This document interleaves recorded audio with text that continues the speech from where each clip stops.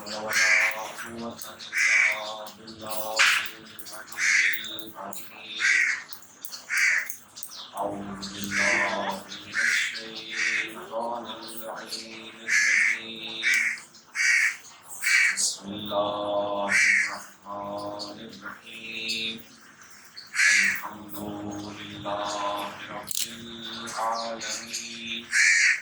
الصلاة والسلام على أشرف الأنبياء والمرسلين خاتم النبيين سيدنا مولانا أبي القاسم محمد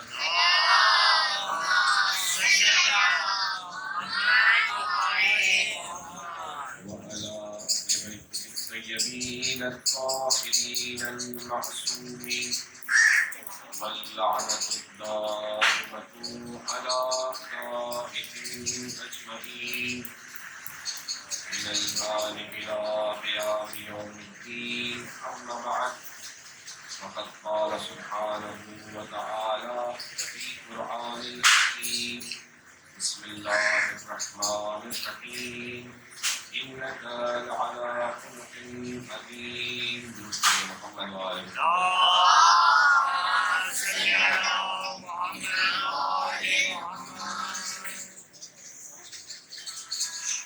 محترم بچوں اور عزیزان مظلوم کربلا، آپ کے سامنے میں نے آج کی مناسبت اس مجلس کی شہادت رسول خدا اور شہادت امام حسن علیہ السلام ہے.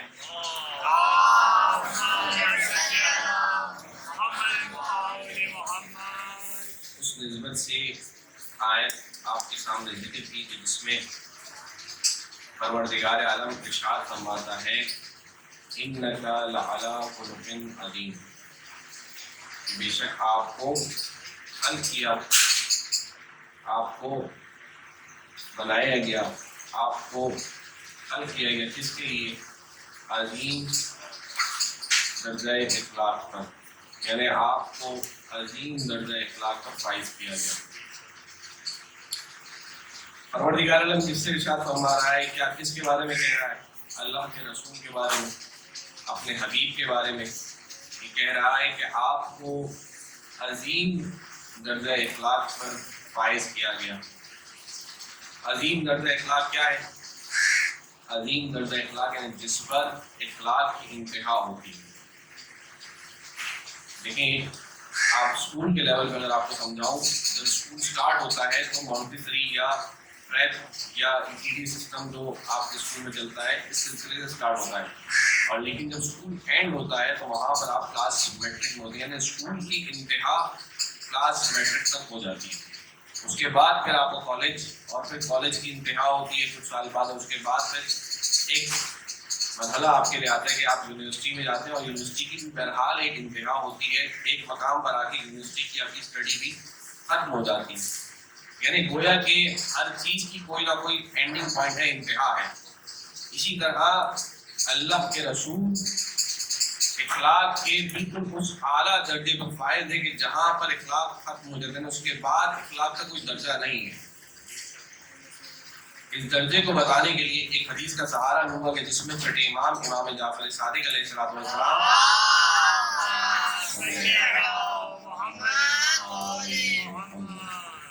ارشاد فرماتے ہیں کہ پروردگار عالم نے درجہ امامت معرفت کے کچھ درجات کو بیان کیا ہے. اور وہ درجات کل کتنے ہیں؟ کل 10 درجات بیان کیے ہیں. یعنی معرفت کے ائمہ اہل بیت کے درجات ہیں. کوئی پہلے درجے پر ہے، یعنی ہم سب مومنین میں سے کوئی پہلے درجے پر ہوگا، کوئی دوسرے پر ہوگا. جس طرح آپ اسکول میں ہوتے ہیں، کوئی فرسٹ کلاس میں، کوئی سیکنڈ میں، کوئی تھرڈ میں، اس طرح ہی آپ ہر بچہ ایک ایک کلاس میں ہے. یعنی ہر بچہ اپنے لیول پہ کلاس کے اندر ہے، اور وہ کلاس کا لیول کسی کا کم ہے، کسی کا زیادہ. لیکن آہستہ آہستہ وہ درجہ بڑھتے جاتے ہیں. سال بہ سال آپ اس درجے پہ ترقی کرتے جاتے ہیں اور آخری درجے پر پہنچ جاتے ہیں. بالکل ایمان اور معرفت ائمہ اہل بیت کے بھی درجات ہیں. پہلا درجہ، دوسرا درجہ، تیسرا درجہ. کل 10 درجات ہیں، اور ان 10 درجات میں سب سے آخری درجے پر 10واں درجہ جس کے بعد کوئی درجہ نہیں ہے، اس درجے پر جناب سلمان ہے. اس سے کمتر والے درجے پر آتے ہیں تو جہاں پر یعنی 9واں درجہ 9th رینک جو ہے وہ جناب ابوذر کا ہے.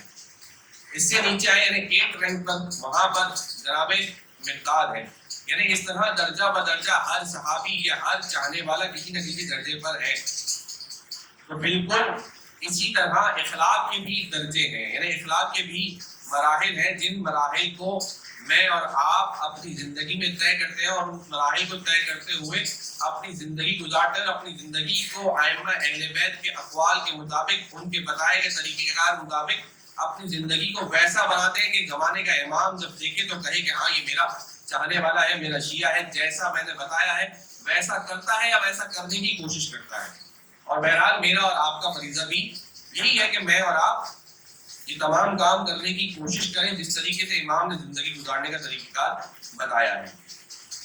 اخلاق کے درجے میں کیا بتایا، اخلاق کے درجے کیسے ہونے چاہیے، اس اخلاق کے درجوں کو رسول نے کیسے بتایا. ایک مرتبہ رسول اکرم ایک مقام پر بیٹھے ہیں اور کھانا تناول کر رہے ہیں، کچھ کھا رہے ہیں. اس زمانے میں لوگ جو جیتے تھے، اس زمانے کے لوگوں میں سے ایک عورت ایسی تھی کہ جو اپنے زمانے کی سب سے زیادہ بری عورت تھی. کس اعتبار سے بری عورت تھی؟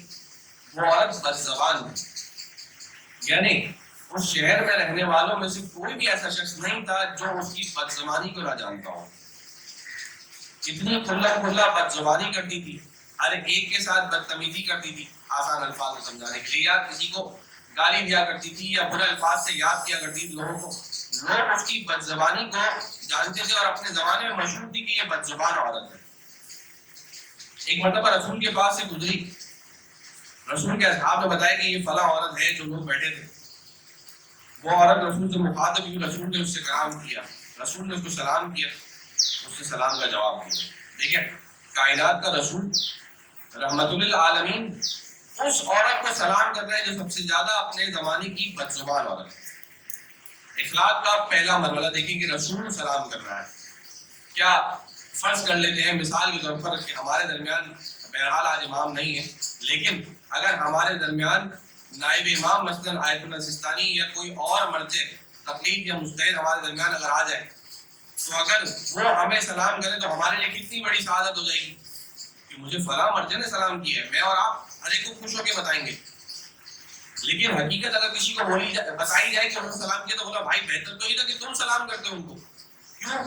اس لیے کہ تم درجے میں چھوٹے ہو، تم سے بلند ہے، عمر میں تم سے چھوٹے ہو، تم سے بلند ہے، یعنی ہر لحاظ سے وہ تم سے بلند ہے، تم ان سے کمتر ہو. تو بہتر تو یہ تھا کہ تم ان کو سلام کرو. اور بہرحال سلام کرنے کی جہاں بات کی جاتی ہے تو وہاں پر یہ کہا جاتا ہے کہ چھوٹا بڑے کو سلام کرے. اگر کوئی پیدل شخص ہے تو وہ سوار کو سلام کرے، بیٹھا ہوا ہے تو کھڑے ہوئے کو سلام کرے. یہ تمام درجات بیان کیے جاتے ہیں سلام کرنے کے اعتبار سے. تو بہتر تو یہ تھا کہ اللہ کے رسول کو وہ عورت سلام کرتی، لیکن اللہ کے رسول نے وہاں خود سلام کیا اسے اور اس سے مخاطب ہو کے اس سے بات چیت کی. باتوں کے دوران اس نے رسول سے کہا کہ اچھا میں آپ کی بات مانوں گی یا آپ سے اتفاق کرتی ہوں، میں چاہتی ہوں کہ آپ کے کھانے میں سے ایک لقمہ مجھے دے دیا جائے. جب اللہ کے رسول کو اس نے یہ کہا تو اللہ کے رسول نے اپنی پلیٹ میں سے ایک نوالا اسے دیا. اس عورت نے کہا کہ نہیں مجھے یہ نوالا نہیں چاہیے، مجھے وہ نوالا چاہیے جو آپ نے اپنے دہن مبارک میں رکھا ہے، جو آپ نے اپنی زبان پہ رکھا ہے. اللہ کے رسول نے وہ نوالا اسے عطا کیا جو رسول نے اپنی زبان پہ رکھا تھا. عورت نے وہ نوالا لیا. اس کے بعد کیا ہوا کہ وہ عورت جب تک زندہ رہی پوری کائنات میں یا پورے شہر میں جہاں وہ رہتی تھی، اس کے علاقے میں جس محلے میں وہ رہتی تھی، گواہی دینے والوں نے اس طریقے سے گواہی دی جو گواہی دیتے تھے اس کی بدزبانی کی. جو کہتے تھے کہ بدتمیز ہے، گالی دیتی ہے، برا بھلا کہتی ہے، وہ تمام لوگ اس کی گواہی دیتے کہ جب تک یہ زندہ رہی تب تک اس نے کوئی بھی برا لفظ اپنی زبان سے ادا نہیں کیا. لعاب رسول، کردار رسول کی اہمیت دیکھی کہ اللہ کا رسول کس طریقے سے اخلاق کے اس درجے کو بتلا رہا ہے کہ یہاں پر ہمارا اخلاق کیا ہونا چاہیے. اب یہ واقعہ جو آپ کے سامنے میں نے ذکر کیا ہماری زندگی میں کیسے اثر انداز ہوتا ہے. مثلا ہم جب گھر پہ جاتے ہیں گھر پہ جانے کے بعد آپ بچے ہیں اس لیے آپ کی ہی مثال دوں اور میں بھی آپ کی طرح تھا اور یہ حرکتیں میری بھی ہوا کرتی تھی جب میں اپنے بچپن میں تھا. گھر میں جائیں گے اپنا بستہ بیگ اٹھا کے فوراً پھینک دیا ہے, موزے نکالے, ایک موزہ دوسرے کمرے میں, ایک موزہ پہلے کمرے میں, جوتا اترا ایک اسٹینڈ میں ایک کچن میں. یہ ہوتا ہے. کیوں ہوتا ہے یہ؟ اس لیے ہوتا ہے کہ ہم یہ سمجھ رہے ہوتے ہیں کہ میں تو بہت بڑا کام کر کے آیا ہوں, مجھ سے بڑا کام کسی نے نہیں کیا. نہیں بھائی, جب آپ یہاں آئے ہو آپ سے بڑا کام آپ کے والدین نے کیا ہے. آپ کو آپ کے اٹھنے سے پہلے آپ کے والدین اٹھ کے آپ کو تیار کرتے ہیں, آپ کو اٹھاتے ہیں, آپ کے اسکول آنے کے تمام ساز و سامان آپ کو فراہم کرتے ہیں. آپ کے اساتذہ آپ کے یہاں پہنچنے سے پہلے پہنچ چکے ہوتے ہیں. جب آپ گھر جاتے ہیں تو آپ کی والدہ یا آپ کے والد یا آپ کے گھر کے بڑے جو ہوتے ہیں وہ آپ کے لیے تمام ساز و سامان آپ کو فراہم کرتے ہیں. آپ کے لیے نہانے کا گرم پانی اویلیبل ہوتا ہے, آپ کے لیے جو سوپ آپ کو چاہیے ویسا سوپ بھی اویلیبل ہوتا ہے. جیسا آپ نے کھانا کہا تھا امی کو ویسا کھانا بھی آپ کو اویلیبل گھر میں ملتا ہے. جیسا لنچ آپ نے چاہا تھا وہ لنچ بھی آپ کو دیا گیا. انہیں تمام چیزیں جب آپ کو دی جاتی ہیں, جب چیزیں تمام فراہم کی جاتی ہیں, تو اس کا مطلب پھر ہمارا فریضہ بھی یہ بنتا ہے کہ ہم چھوٹے ہیں, ہم اسکول سے جا رہے ہیں, ہماری ذمہ داری کی جب ہم گھر جائیں تو امی کے ساتھ یا گھر والوں کے ساتھ یا والدین کے ساتھ اس اخلاق کے درجے کے ساتھ پیش آئیں کہ اس طریقے سے انداز سے بیان کریں. امام کہہ رہے ہیں کہ یہاں پر ہماری ذمہ داری بنتی کہ ہم اپنا اخلاق کا درجہ بتائیں. آج جب ہم اسکول سے گھر پہ جائیں, ہم اپنے دفتر سے گھر پہ جائیں, تو ہمارے لیے ہونا چاہیے ہم گھر میں گھستے اپنے چپل یا اپنے شوز جو ہے ایک اسٹینڈ میں جو پراپر جو جگہ بنائی گئی اس پہ رکھیں, نہ کہ کسی اور کمرے میں ہو, ایک دروازے سے باہر ہو. کمپاؤنڈ میں چلتے ہوئے جا رہے ہیں لیکن ہماری ذمہ داری کیا ہے؟ کسی گاڑی کی کسی کو موڑ دیا, کسی کی بائک پہ بھی چلے گئی, گرا کے چلے گئے. یہ ہوتا ہے, میں نے بھی دیکھا ہے, اور آپ بہرحال کرتے بھی ہوں گے شاید, لیکن امید یہ کی جاتی ہے کہ آپ سب یہ شاید نادانی میں کرتے ہیں. ہمیں اس نادانی کے مرحلے سے باہر آنا ہے, اپنی علمیت کو, اپنے اخلاق کو اس طریقے سے بلند کرتا ہے کہ جس طریقے سے پیغمبر اکرم نے بتایا کہ پیغمبر اکرم خود رحمت للعالمین ہے, زمانے کا نبی ہے, حبیب خدا ہے, لیکن اس عورت کو سلام کیا جو سب سے زمانے کی بد زبان عورت, بد اخلاق عورت, بد کردار عورت کو سلام کر رہے ہیں رسول, اور یہ بتلا رہے ہیں کہ دیکھو اس میں سلام کرنے میں یا پہل کرنے میں یا تمہارے اخلاق کے درجے میں یہ بات معیار نہیں رکھتی کہ تم چھوٹے ہو یا بڑے. تمہارا مقام و منصب کیا ہے, اس کا مقام و منصب کیا ہے جس کے ساتھ تم اچھا اخلاق پیش کر رہے ہو. وہ پڑھے محمد و آل محمد.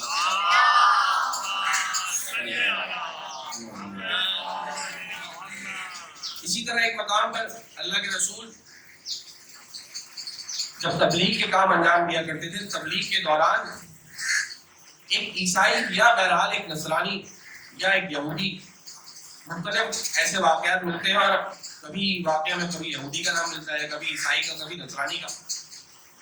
اور بہرحال رسول کے زمانے میں رسول جس شہر میں رہتے تھے تو وہاں پر یہ بات تو آپ کو بھی معلوم ہے کہ بہت سارے مذہب کے لوگ رہتے تھے. مسلمان بھی تھے اس شہر میں, اس شہر میں عیسائی بھی رہتے تھے, نصرانی بھی رہتے تھے, اس شہر میں یہودی بھی رہتے تھے. تو رسول ہر ایک کے لیے رسول تھے کیونکہ رحمت للعالمین تھے. پروردگار نے انہیں رسول کیوں بنایا؟ رسول اس لیے بنائے کہ تم جا کے ان کی ذمہ داری رسول کی کیا تھی کہ اس کائنات میں تبلیغ کرنی ہے. یعنی کہیں بھی یہ نہیں ملتا کہ مسلمانوں کو تبلیغ کرنی ہے یا مومنین کی تبلیغ کرنی ہے, بلکہ کائنات کی تبلیغ کے لیے آئے تھے, پوری کائنات کے لیے رحمت تھے. رسول اس زمانے میں تبلیغ کرتے ہیں, تبلیغ کے دوران بہت ساری مشکلات آتی ہیں اور ہر نبی کے پاس آئی ہیں, ہر امام نے مشکلات دے دی ہیں. یہ سارے واقعات ہمارے ذہن میں. ایک مرتبہ رسول تبلیغ کے لیے جاتے ہیں تو ایک شخص ایسا ہے کہ جو جنگل سے ایسے کانٹے والے پھول یا ایسے کانٹوں والی جھاڑیاں اپنی توڑ کے لاتا ہے, اور ان کانٹوں کی صفات کیا, وہ کیسے کانٹے, جیسے جب شہد کی مکھی انسان کے جسم پہ ڈنک مارتی ہے جب وہ, تو اس وقت جو انسان کا جسم جس طریقے سے سوج جاتا ہے, جو سویلنگ ہوتی ہے, ویسے کانٹے نے, اتنے خطرناک کانٹے کہ وہ جب انسان کے جسم میں چبھ جائے, انسان کے جسم کو چھو جائے تو انسان کا جسم سوج جاتا ہے, وہ سویلنگ ہو جاتی ہے. ایسے کانٹے تھے یا ایسی جھاڑیاں تھی جس میں کانٹے نصب ہوئے, جس میں کانٹے اگے ہوئے. وہ شخص ایسے کانٹے لے کر آتا اور رسول کے راہ میں بچھا دیتا ہے. اس کو معلوم ہوتا تھا کہ رسول جہاں سے گزرنے والے ہیں اس گلی سے, وہاں وہ یہ کانٹے بچھا دیا کرتا تھا. اور اس طریقے سے رسول کی راستے میں رسول کو تکالیف دیا کرتا تھا.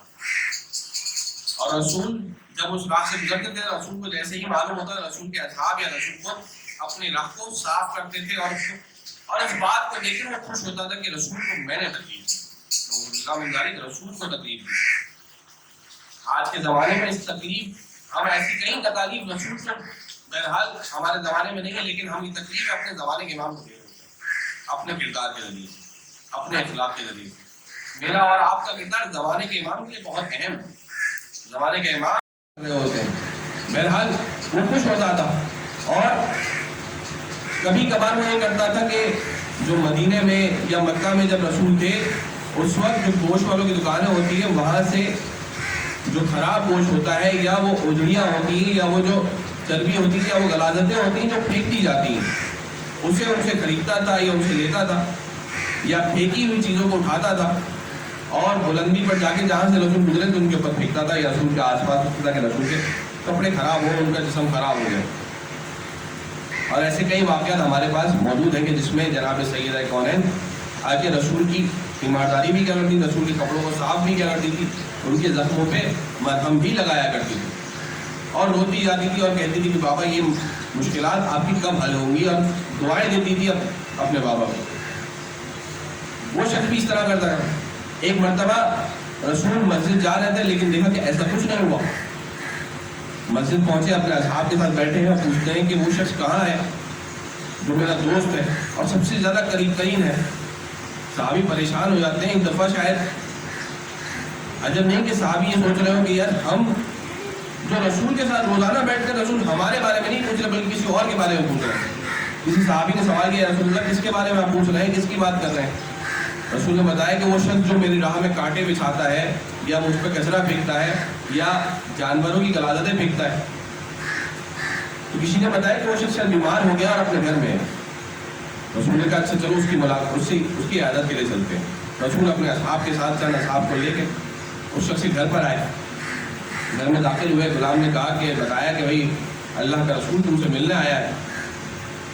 وہ شخص شرمندہ ہوا اور اپنے غلام سے کہتے ہیں کہ میں نہیں مل سکتا اس سے، میرے لیے ممکن نہیں کہ میں اس سے ملوں۔ کہا نہیں، رسول کا اصرار ہے کہ وہ تم سے ملنا چاہتے ہیں۔ وہ کہتا ہے میں اس کا سامنا نہیں کر سکتا، ایک کام کرو میرے لیے ایک کپڑا لا دو جس ایسا کپڑا ہو جس کے میں آر پار دیکھ نہ سکوں، یعنی اتنا ہلکا کپڑا نہ ہو، تھوڑا موٹا کپڑا ہو یا ڈارک کلر کا کپڑا ہو کہ جس کے ذریعے سے میں دیکھ نہ سکوں، اور وہ کپڑا میرے منہ پہ ڈال دے۔ غلام اپنے مالک کی بات مانتا ہے اور کپڑا لا کے اس کو منہ پہ ڈال دیتا ہے۔ اور پھر رسول داخل ہوتے ہیں گھر میں، اس کمرے میں آتے ہیں جس کمرے میں وہ آرام کر رہا تھا۔ رسول سے کہتے ہیں کیسے ہو اے حبیب، اے میرے دوست کیسے ہو، تمہارا حال چال کیسا ہے، طبیعت کیسی ہے؟ رسول مختلف سوالات کرتے ہیں، اس کو حال چال پوچھتے ہیں۔ وہی تمام حالات کو دیکھنے کے بعد، ان تمام باتوں کو سننے کے بعد رسول سے ایک جملہ کہتا ہے، اے اللہ کے رسول میں اس وقت تک آپ کے ان سوالات کا جواب نہیں دوں گا جب تک آپ مجھے کلمہ پڑھا کر مسلمان نہیں کریں گے۔ کیا انداز ہے رسول کا! اگر میں اور آپ ہوں تو کیا کریں گے؟ مارنا پوٹنا شروع کر دیں گے اس شخص کے آگے کہ آج تو یہ ہاتھ لگایا ہمارے، ہم اسے ماریں گے، وہ بیمار ہے، کچھ کر تو سکتا نہیں، لڑ تو سکتا نہیں ہے مجھ سے۔ مثال کے طور پر ہم جب سکول میں بیٹھے ہوتے ہیں، آپ کی ایسی مثالیں اس لیے دے رہا ہوں کہ آپ میں سے کوئی ناراض نہ ہو میری بات سے، لیکن یہ مثالیں آپ لوگوں کو اس لیے دے رہا ہوں کہ آپ لوگوں کی زندگی میں زیادہ چیزیں ہوتی ہیں اور یہ آپ شاید کرتے بھی ہوں گے۔ لیکن بہرحال آج بہت سارے چہرے ایسے ہیں جن کو میں جانتا ہوں، تو مجھے امید ہے کہ وہ چہرے تو شاید ایسے نہیں ہوں گے، لیکن بہرحال بچہ جب اسکول میں ہوتا ہے تو وہ ایسا ہی ہوتا ہے، چاہے کچھ بھی کر لیا جائے، بچہ کہیں کا بھی ہو، کس بھی کردار کا مالک ہو، لیکن جیسے ہی اسکول میں داخل ہوتا ہے تو وہ اسی کردار پہ آ جاتا ہے جس پر سارے بچے ہوتے ہیں اور ایک لیول پہ آ جاتے ہیں۔ تو آپ بھی یہی کرتے ہوں گے جب آپ دیکھتے ہوں گے کہ میرے ساتھ رہنے والا، میرے سے مجھے تنگ کرنے والا آج بیمار ہے یا افسردہ ہے یا تھکا ہوا ہے نیند میں، تو اس کی کلاس لینا شروع کرتے ہیں، اس کو آج تنگ کریں گے، اور ایک پلان پورا سیٹ ہوتا ہے کہ آج تو ہاتھ میں آیا ہے، آج کو چھوڑیں گے، آج اس کو تنگ کریں گے، اس کا رنگ غائب کر لیں گے یا اسے ماریں گے یا گرا دیں گے۔ ایسی چیزیں ہم کرتے ہیں۔ رسول کیا بتلا رہے ہیں؟ رسول ہمیں بتلا رہے ہیں کہ کچھ بھی ہو جائے، وہ کیسا بھی ہو، کسی بھی حال میں ہو، چاہے تمہارا دوست ہو چاہے تمہارا دشمن، تمہارا چاہنے والا ہو یا تمہارا مخالف، کیسا بھی شخص ہو، کسی بھی مذہب سے تعلق رکھتا ہو، یعنی گویا کہ وہ یہودی تھا یا نصرانی تھا، مسلمان نہیں تھا، اس کے باوجود بھی رسول بتا رہے ہیں کہ وہ کسی بھی مذہب کا ہو، لیکن تمہاری ذمہ داری یہ بنتی ہے، تمہارا فریضہ یہ بنتا ہے کہ اپنے اخلاق کے ذریعے سے اسے بتاؤ کہ ہم کون ہیں، ہمارا اخلاق کیا ہے، ہمارے امام نے ہمیں کیا بتایا ہے، اور ہمارے امام نے کس طریقے سے تمہیں بتایا کہ کس طریقے سے ہم تبلیغ کریں اور تمہیں اپنے مذہب پہ لائے، تمہیں صحیح مذہب پہ لے کے آئے۔ درود پڑھے محمد و آل محمد۔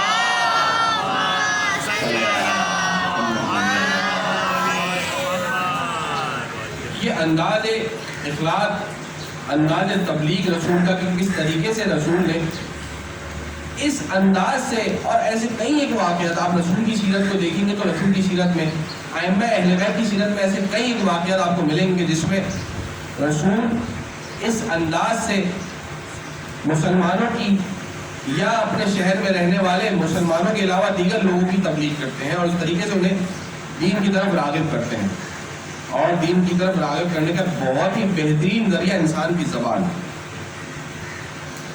آپ نے ایک اور مثال، کبھی بھی آپ نے اپنے پڑھانے والے کو یا کسی بتانے والے کو یہ نہیں دیکھا ہوگا کہ فوراً وہ مارنا شروع کرتا ہے، بلکہ ہمیشہ جب بھی بتایا جاتا ہے، کسی بات کی طرف راغب کیا جاتا ہے، تو ہم زندگی میں اپنے اپنے مرحلے پہ، آپ نے اپنے مرحلے پہ دیکھا ہے، میں نے اپنے مرحلے پہ دیکھا ہوگا، آپ کے اساتذہ نے اپنے مرحلے پہ دیکھا ہوگا، لیکن ہر انسان یہ دیکھتا ہے کہ جب بھی اسے کسی چیز کی طرف بلایا جا رہا ہے تو بتایا جاتا ہے، زبان سے بولا جاتا ہے کہ یہ کام کرو، اس کام کی یہ فوائد ہیں، یہ نقصانات ہیں، یہ بہتری ہے، اس کے نتائج ایسے ہوں گے۔ جب تک زبان سے کام ممکن ہے اس وقت زبان سے کیا جاتا ہے۔ بہت شاید بالکل میں کہوں کہ لیسٹ مرحلہ بالکل آخری مرحلہ ہوتا ہوگا شاید جہاں پر جا کے ہاتھ سے کام کیا جاتا ہو، لیکن بہرحال ہم اس طرف نہیں جانا چاہتے کیونکہ ہمیں اس بات کی تعلیم نہیں دی گئی، حتیٰ کہ جہاں امر بالمعروف اور نہی عن المنکر کی ہم بات کرتے ہیں تو وہاں بھی مار کٹائی نہیں ہے، وہاں بھی مار کے عمل کی طرف نہیں لانا، یا کسی کام سے روکنا ہے تو مار کے نہیں روکنا۔ آپ میں سے کتنے ایسے بچے ہیں کہ ہم نے یہ دیکھا ہوگا کہ اپنے والدین کو، کہ ہمارے والدین ہمیں بات بتاتے ہیں، کتنے ایسے آپ میں سے بچوں کے چھوٹے بہن بھائی ہوں گے تو والدین ان چھوٹے بچوں کو بات بتاتے ہیں کہ بیٹا ایسا نہیں کرو، یہ چیز ٹوٹ جائے گی، پہلی مرتبہ میں کئی مرتبہ تک بتاتے رہتے ہیں اور پھر شاید ڈانٹتے ہوں گے یا غصہ کرتے ہوں گے یا بعض دفعہ شاید ہاتھ اڑ جاتا ہوگا والدین، لیکن ایک بہت ٹائم بعد یا بہت مرحلوں بعد ہاتھ اڑتا ہوگا، لیکن جب پہلی دفعہ ہوتا ہے تو ہمیشہ سمجھایا جاتا ہے، بات سے بتایا جاتا ہے، زبان سے کردار، یعنی وہ زبان آپ کی جو ہوتی ہے وہ اس کردار کشی کر رہی ہوتی ہے اور اسے اس کردار پہ لایا جا رہا ہوتا ہے کہ کس کردار پہ تمہیں آنا ہے، تمہیں کس طریقے سے اپنی زندگی گزارنی ہے، کس طریقے سے ان مراحل کو طے کرنا ہے۔ اور یہی رسول ہے کہ جب آخری مرحلہ آتا ہے، رسول کی زندگی کا آخری مرحلہ اور مراحل میں زندگی آ چکی ہے۔ ایک مرتبہ رسول مسجد نبوی میں داخل ہوتے ہیں، مسجد نبوی میں اپنے اصحاب کے ساتھ آتے ہیں، مسلمان موجود ہیں، خطبہ دیتے ہیں اور خطبہ دینے کے بعد کہتے ہیں ان خطبے کے دوران کہ میرا آخری وقت آ چکا ہے، میں اب دنیا سے رخصت ہو جاؤں گا، اگر کسی کا قرض میرے ذمے ہو تو وہ مجھ سے لے لے۔ ایک شخص کھڑا ہو جاتا ہے اس محفل کے اندر اور کہتا ہے کہ یا رسول اللہ میرا قرض آپ کے ذمے ہے، ایک دفعہ سفر کر رہا تھا، آپ نے تازیانہ مارنا چاہا تھا سواری کو، یعنی کچر کو، اور وہ تازیانہ مجھے لگ گیا تھا، میں اس کو قصاص لینا چاہتا ہوں۔ رسول نے بلال سے کہا کہ بلال جاؤ زہرا کے گھر پہ اور وہاں سے تازیانہ لے کے آؤ میرا۔ وہ تازیانہ لایا جاتا ہے، جناب بلال تازیانہ لے کر آتے ہیں، رسول وہ تازیانہ اس شخص کے حوالے کرتے ہیں کہ تو تازیانہ مار، تو وہ کہتا ہے کہ نہیں، جب مجھے تازیانہ لگا تب میرے دوش پر کچھ بھی نہیں تھا، میری کمر پہ کوئی کپڑا نہیں تھا، میں چاہتا ہوں کہ آپ بھی اپنا کرتا اتار دیں، آپ بھی اپنی کمر سے کپڑا ہٹا دیں۔ رسول کی دوش سے جب وہ کپڑا ہٹتا ہے تو وہ فوراً وہ شخص آگے بڑھتا ہے، تازیانے کو طرف پھینک دیتا ہے اور دوش رسول کو چومتا ہے اور کہتا ہے یا رسول اللہ اس گستاخی کی معذرت چاہتا ہوں، لیکن میں چاہتا تھا کہ ایک مرتبہ اپنی زندگی میں مہر نبوت کو چوم لوں۔ یہاں صرف تازیانہ منگوایا جاتا ہے تو جناب سیدہ راوی بیان کرتا ہے گھر پہ گریا کرنے لگتی ہیں۔ یہ بات سن کے کوئی قصاص لینا چاہتا ہے، ابھی قصاص لیا نہیں ہے، قصاص لینا چاہتا ہے، یہ سن کے گریہ کرنے لگتی ہیں۔ میں کہوں گا آئیے جناب سیدہ کربلا میں آئے، دیکھیں کہ کس طریقے سے آپ کے بیٹے کو، آپ کی بیٹیوں کو تازیانے مارے جاتے ہیں۔ وہاں کسی قصاص کی بات نہیں ہوتی، وہاں کوئی قصاص نہیں لیا جا رہا، بلکہ بے جرم خطا انہیں مارا جا رہا ہے۔ اس طریقے سے مارا جاتا ہے کہ ہر کوئی روتا رہتا ہے۔ جناب سکینہ اس بات کو بیان کرتی ہے کہ جب شام غریبہ کا وقت آتا ہے، راوی کہتا ہے کہ سکینہ کو میں نے دیکھا کہ وہ بچی خیمے کے در پہ کھڑی ہے، کہیں اسے نظر نہیں آتا میں کہاں جاؤں۔ ایک سپاہی آگے بڑھتا ہے، جیسے ہی سپاہی جناب سکینہ کے قریب آتا ہے، آگے کہتا ہے اے بچی تو کون ہے؟ کہا میں حسین کی بیٹی ہوں، سکینہ نام ہے میرا۔ وہ سپاہی کہتا ہے، وہ لعین کہتا ہے میں چاہتا ہوں کہ میں لوٹنے گیا ہوں، مجھے خیمے سے کچھ نہ ملا، میں چاہتا ہوں تیرے گوشوارے چھین لوں، تو اپنے گوشوارے مجھے دے دے۔ ننھے ننھے ہاتھ اپنے ننھے ننھے کانوں پہ لے کے جاتی ہے سکینہ، گوشوارے اتارنا چاہتی ہے لیکن گوشوارے ابھی اترتے نہیں ہیں۔ وہ لعین صبر نہیں کرتا، راوی کہتا ہے شاید اس لعین نے اس لیے صبر نہ کیا گیا ہوں، تو یہ سوچتا ہوں کہ کوئی اور آئے گا ان گوشواروں کو لے کے جائے گا۔ وہ لعین صبر نہیں کرتا بلکہ آگے بڑھتا ہے، اپنے ہاتھوں سے ان گوشواروں کو کھینچتا ہے۔ راوی بیان کرتا ہے جیسے ہی اس نے گوشواروں کو کھینچا، وہ گوشوارے اس طرح نکلے ہیں کہ کانوں کی لویں کٹ گئی، خون سکینہ کے کانوں سے جاری ہوا۔ سکینہ فرات کی طرف نظر کرتی ہے، کہتی ہے چچا عباس آئیے سکینہ کی مدد کیجیے۔